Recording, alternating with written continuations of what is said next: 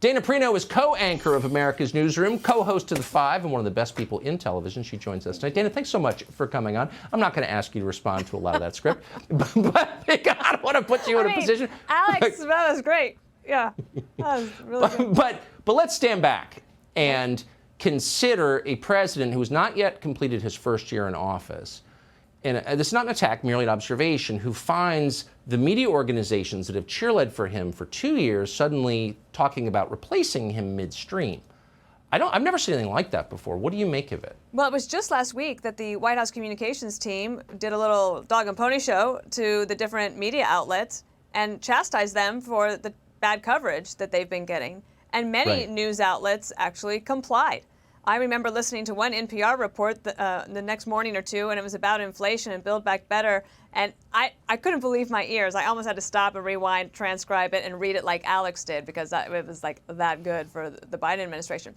But this list that CNN did, like the first 4 people that they name already ran for president and lost. And so what does it say about the quality of their campaigns? The other thing is that the Democrats were pretty much hanging by a thread until President Trump came along. And then they unified in their distaste for him. But they're trying to run that playbook again. But I think maybe some Democrats and people at CNN are thinking, I don't know if that's going to work the second time. There's 2 names that are that you didn't mention that are Democrats to consider. I have one disagreement with you, and I have a cliffhanger. Can I go through them? I hope you will. Okay.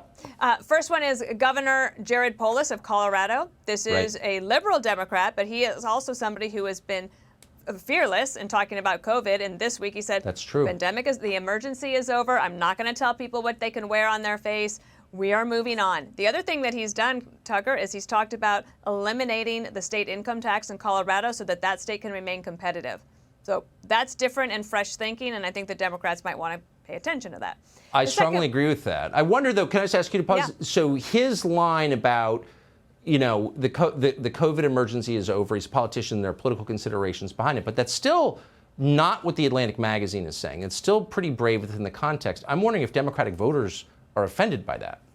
Well, maybe a small portion of them. However, if you look at what Democrats found in the exit polling in Virginia, what did most of the independents vote on? It was the fact that they were so mad about the schools being shut down for so long, that they were mad about the way that small businesses were treated and having to shut down during the pandemic and the height of the pandemic, when the big box stores like Home Depot got to stay open. And there is a deep-seated anger about it, and it's coming out, and especially people are voting with their feet, taking their kids out of schools. No, that's right. Florida is bulging. So really quick, what's the cliffhanger? The cliffhanger is there's just somebody that you haven't talked about, and that is, sorry to say, it's Hillary Clinton. Can I read a tweet for you? It's also a treat. Yes, this is just today, okay? She said, 2024 is a make-or-break point for the continuation of American democracy. No one who believes in the power of voters to choose their leaders and the continuance of multiracial democracy can sit this one out. And so, could it be a rematch in 2024? Like, can America handle it? It wasn't on CNN's list, but it probably should have been. Sorry, I need to take a break. My brain just exploded. As dark as I am, in my darkest moments, I couldn't have thought of something like that. And you're a light and cheerful person. It makes me wonder about you a little bit. But think of what Alex could do with that material. It would be amazing for cable news. Dana Perino, thank you. Great to see you. Have a good night, everyone. Hey, Sean Hannity here. Hey, click here to subscribe to Fox News YouTube page and catch our hottest interviews and most compelling analysis. You will not get it anywhere else.